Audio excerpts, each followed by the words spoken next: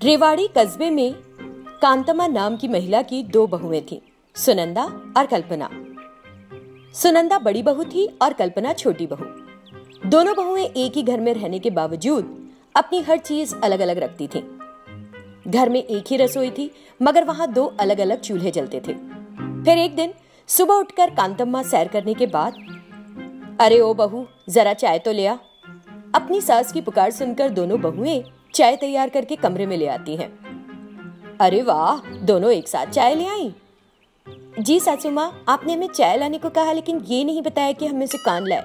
लीजिए, आप मेरे हाथ की ही चाय पीजिए। नहीं नहीं सासू माँ, छोटी होने से मेरा ज्यादा फर्ज बनता है, और मैं तो आपकी पसंद से इस घर में आई हूँ, तो पहले मेरे हाथों से बनी पीजिए। अरे ये लो, मैं दोनों चाय एक कप में डालकर पी लेती हूँ।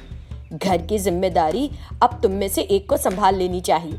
चलो ऐसा करते हैं, आज देखते हैं कि कौन खाना बनाने में बेहतर है। मैं उसे 1 ग्राम सोना दूंगी और घर की मालकिन के रूप में उसे जिम्मेदारी भी सौंप दूंगी। अपनी सास की ये बातें सुनकर दोनों बहुएं खुश हो गईं। दोनों ने बर्तन अच्छे से साफ किए और अपनी रसोई में खाना बनाने में लग गई। परंतु छोटी बहू को खाना बनाना नहीं आता था, इसलिए कल्पना चुपचाप सुनंदा की नकल उतारने में लग गई। सुनंदा जो भी डाल रही थी, ये देखकर कल्पना भी वही डाल देती थी। थोड़े समय बाद सुनंदा ने ये गौर किया, हैं, ये क्या कर रही है? कुछ तो गड़बड़ है। इसे खाना बनाना नहीं आता, तो मैं जो कुछ भी कर रही हूँ मुझे देखकर नकल उतार रही है। थोड़ी चीनी डाल के देखती हूँ कि क्या करती है। ये सोचकर सुनंदा गोंगूरा की चटनी में चीनी डालने जैसा दिखावा करती है, असल में नहीं डालती। ये देखकर कल्पना सोचती है, गोंगूरा की चटनी में चीनी, नमक नहीं डालना था क्या, या फिर चीनी डालती है? खैर, इनकी गोंगूरा की चटनी को तो सभी पसंद करते हैं, तो मैं भी डाल देती हूँ। छोटी बहू ये सोचकर चीनी डाल देती है। चूल्हा जलाना भूल जाती है। सुनंदा ये देखती है और मनी मन हंसने लगती है। सुनंदा को विश्वास हो जाता है और वो सोचती है, हाय राम, कितनी दुख की बात है, आज सासू माँ को कल्पना का खाना खाना होगा। कोई बात नहीं, उन्हें भी तो पता चले कि कौन अच्छा खाना बनाता है। चलो मैं ऐसा करती हूँ कि हरी मिर्च और सूखी मिर्च डालने का नाटक करती हूँ, वो भी डाल देगी। हे भगवान, सास ससुर का हाल सोचे तो समझ में नहीं आता कि हंसूं या रोऊं। उधर कल्पना बिना सोचे समझे 2 चम्मच मिर्च पाउडर और 2 चम्मच हरी मिर्च भी डाल देती है। इसी बीच कांतम्मा रसोई में आती है। ओहो, और कितनी देर, भूख लग रही है, जल्दी करो। हाँ जी, आ रही हूँ माँ जी। सुनंदा अपना बनाया हुआ खाना लेकर खाने की मेज पर रखने चली जाती है। छोटी बहू भी अपने हाथ से बनाया हुआ खाना लाकर मेज पर रख देती है। कुछ देर बाद कांतम्मा वहां आती है और बैठ जाती है। खुशबू तो अच्छी आ रही है, खाना परोसो। दोनों बहुएं अपनी सास को खाना परोसती हैं। कांतम्मा पहले सुनंदा का बनाया हुआ खाना खाती है और मुस्कुराते हुए कहती है, क्या बात है सुनंदा, बहुत अच्छे। मैं तो तारीफ किए बिना नहीं रह पा रही। तुम तो साक्षात अन्नपूर्णा हो। बहुत अच्छा खाना बनाती हो, बहुत ही अच्छा। आपका धन्यवाद माँ जी। कांतम्मा के मुंह से सुनंदा के लिए तारीफ सुनकर छोटी बहू को बहुत गुस्सा आ जाता है और उसे जलन होने लगती है। सुनंदा उसका चिड़ा चेहरा देखकर, अरे सासू माँ, ऐसा नहीं लग रहा कि कुछ जल रहा है ना? ऐसा बोलकर वो सास की तरफ देखकर आंख भी मारती है, पर छोटी बहू ये सब देख लेती है। ओफो, इतनी जल्दी क्या है? इसमें जलन की क्या बात है? अभी मेरे हाथ का खाना खाया कहाँ है सासू माँ ने? मेरे बनाए हुए खाने का स्वाद चक्कर तो देखिए, तब देखेंगे कि कौन जलता है कौन नहीं। अरे शांत हो जाओ, इतना क्यों सोच लिया? मुझे सुनंदा का खाना अच्छा लगा, पर मैंने उसे अभी कुछ दिया कहाँ है? हाँ तो खाइए ना, मुझे विश्वास है मेरा खाना बनाया हुआ ही बेहतर है। कांतम्मा कुछ नहीं कहती। वो एक प्लेट लेती है और फिर कल्पना उसे खाना परोसती है। बड़ी बहू अपनी हंसी नहीं रोक पाती। कांतम्मा छोटी बहू का खाना जैसे ही अपने मुंह में डालती है, उसकी नाक, मुंह और कान से धुआं निकलने लगता है। वो जोर जोर से चिल्लाने लगती है, अरे माँ, अरे भगवान, मेरी जुबान, मेरी जीभ रे। और तीखापन बर्दाश्त न करने के कारण वो घर से बाहर जाती है। बिना सोचे समझे गाय के लिए जमा पानी पीने लगती है, लेकिन जलन कम नहीं हो पाती। वो कुछ नहीं कर पाती। वहां रखी हरी घास लेकर उसे चबाने लगती है। ये क्या? अरे सासू माँ, आप ठीक तो है? अब घास क्यों खा रही है? क्या हो गया? उफ उफ उफ, इतना ज्यादा मसालेदार खाना, हद हो गई। क्या कोई इतनी मसालेदार सब्जी बनाता है? इतनी मिर्ची क्यों डाली? पागल हो गई हो क्या? दिमाग है या नहीं? मेरा दिल कर रहा है तुम्हें जोर से थप्पड़ लगा दूं मुंह पर। कल्पना, तुमने मुझे गायों के लिए रखा पानी और घास खिलवाई। अगर मैंने 4-5 निवाले खा लिए होते तो मर ही जाती। ऐसा क्यों किया तुमने? क्यों किया? बोलो, शर्म नहीं आ रही है तुम्हें? हाथ भी जोड़ के माफी मांगो मुझसे। सुनंदा ये देखकर मुस्कुरा रही थी। छोटी बहू कल्पना डर गई। उसने ये नहीं सोचा था वो सास के लिए चीनी लाती है। थोड़ी देर बाद कांतम्मा की सूजन थोड़ी कम हो जाती है। फिर कल्पना सुनंदा से कहती है, मान गई चीची, आप तो बहुत ही चालाक हो। मैंने तो सोचा भी नहीं था कि आप ऐसा कुछ करोगी। सासू माँ के मुंह का कितना बुरा हाल हो गया। ज्यादा बात मत कर, समझी? मैंने देख लिया था कि तुम मेरी नकल कर करके खाना बना रही थी, इसीलिए मैंने सिर्फ दिखावा किया था और तूने सच में डाल दी। ये सब सुनकर कल्पना को बहुत बुरा लगता है और अपनी बेवकूफी पर गुस्सा भी आता है। ओह अच्छा, अब देखिएगा मैं क्या करती हूँ। वहां से कल्पना तुरंत अपनी सास के पास गई। सासू माँ मुझे माफ कर दीजिए, मुझसे गलती हो गई। मुझे आपको बता देना चाहिए था कि मुझे खाना बनाना नहीं आता बिल्कुल भी। मेरा यकीन कीजिए। अच्छा, जो हुआ सो हुआ। अब इस तरह रो मत, ऐसा दोबारा मत करना बस। जी सासू माँ। सुनंदा बेटा, इधर तो आओ। सुनंदा वहां आती है। हाँ सासू माँ, मैं थोड़ी देर के लिए बाहर जा रही हूँ। रात को जब तुम खाना बनाओ तो बता देना। आज तुमने अच्छा खाना बनाया, तुम तारीफ की हकदार हो। जी सासू माँ, आप चिंता मत करिए, मैं अच्छे से सारा काम कर लूंगी और खाना भी बना दूंगी। आप कहाँ जा रही थी? जाइए। ठीक है बहू। बड़ी बहू सुनंदा ने सोचा कि उसे 1 ग्राम सोना मिलेगा और घर की सारी जिम्मेदारी भी। सुनंदा अपनी जीत की खुशी में उस रात के लिए खाना बड़े शौक से बनाती है। खाना बन जाने के बाद सुनंदा अपनी सास को बुलाने के लिए जाती है। सासू माँ, चलिए खाना तैयार हो गया है, आइए। तभी कल्पना वहां जाती है और खाने में नमक मिर्च सब मिला देती है और वहां से गायब हो जाती है। थोड़ी देर बाद कांतम्मा और सुनंदा मेज पर आती हैं। कांतम्मा अपनी कुर्सी पर बैठती है और सुनंदा उसे खाना परोसने के लिए तैयार हो जाती है। वो उसे खाना परोसकर उसकी प्रतिक्रिया का इंतजार करती है। कांतम्मा जैसे ही मुंह में निवाला रखती है, उसकी आंखें लाल हो जाती हैं। गुस्से में वो प्लेट फेंककर बोलती है, हे भगवान, इतनी मिर्ची! बचा लो मुझे, क्या दिन आ गए। मेरी दोनों बहुएं मुझे मारने की साजिश कर रही हैं। क्या करूं मैं इनका? ऐसा सुनकर सुनंदा एकदम सुन्न पड़ जाती है। उसकी सारी खुशियां हवा हो जाती हैं और वो चुपचाप बिना कुछ बोले उठकर अपने कमरे में आ जाती है। कल्पना ये देखकर हंस कर लोटपोट हो जाती है।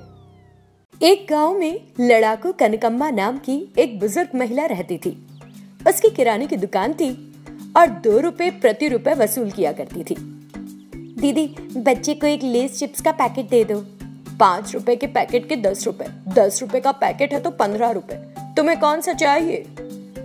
ये तो बहुत गलत बात है दीदी।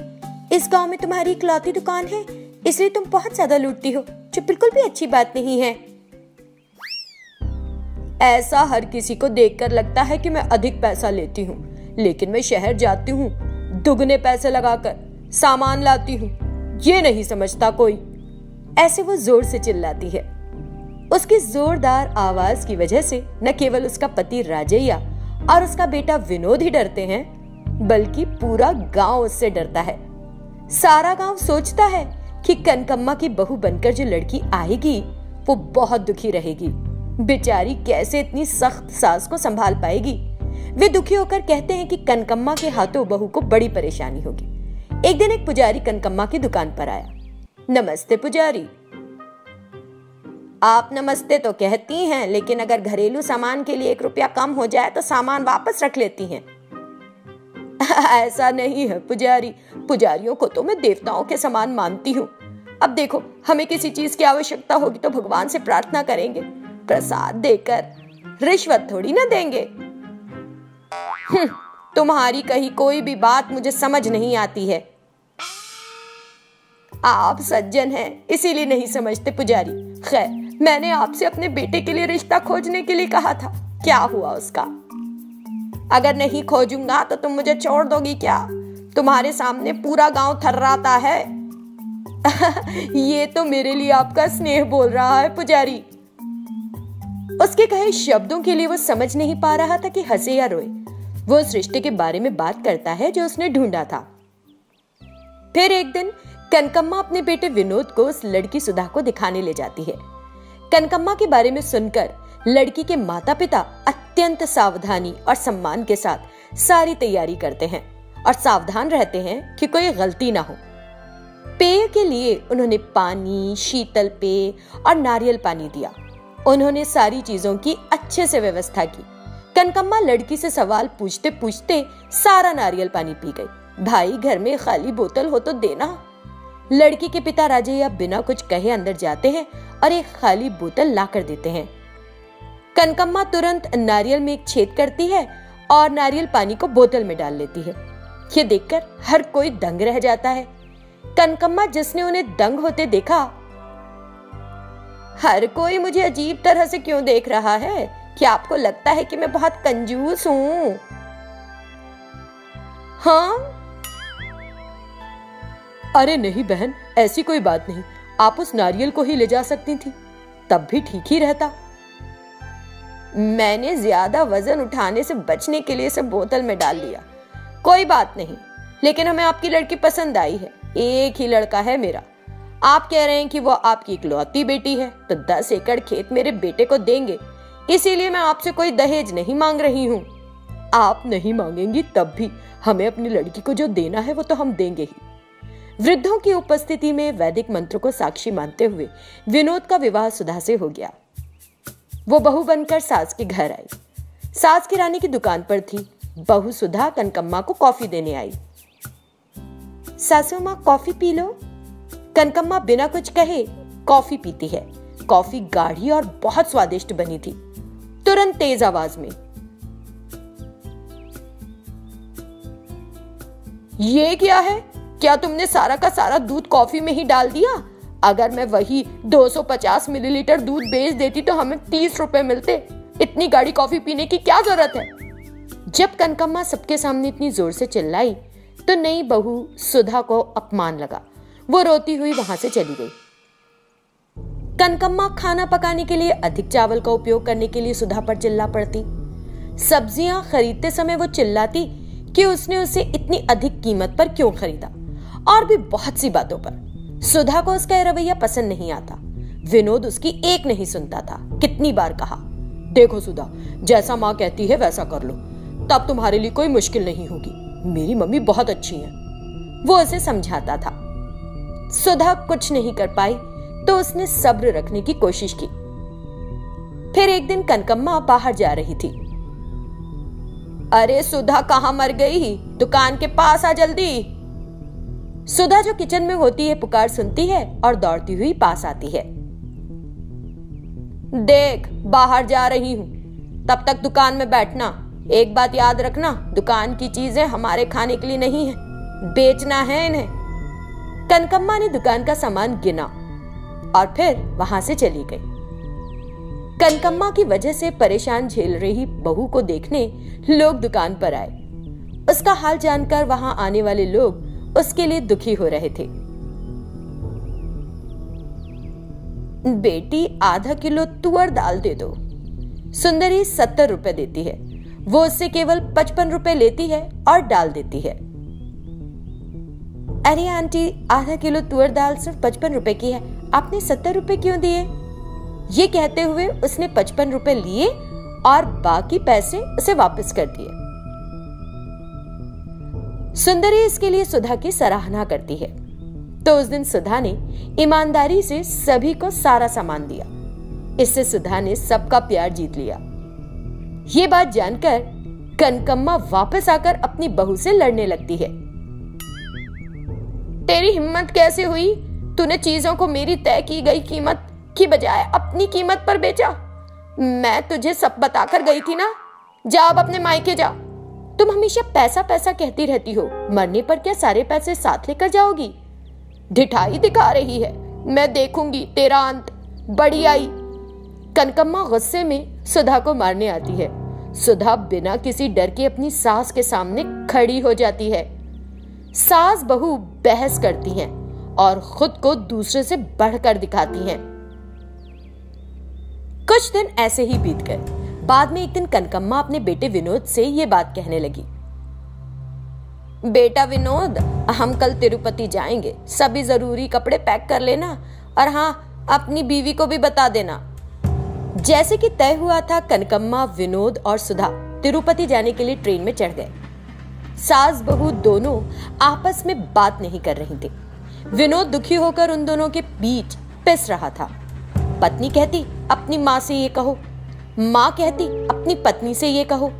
विनोद इतना तंग आ गया कि उसे दोनों को छोड़कर कहीं भाग जाने का मन कर रहा था। सास बहू दोनों रेलगाड़ी के दरवाजे के पास आकर खड़ी हो गई। पहले मैं आई थी यहाँ बंदरिया। नहीं, मैं पहले आई थी, बड़ी बड़ी उल्लू की आंखों वाली। डर के दिन गए, घूरोगी मुझे तो मैं तुम्हारी आंखें निकालकर हाथ में पकड़ा दूंगी। तुम्हारी हिम्मत कैसे हुई मुझसे ऐसे बात कहने की?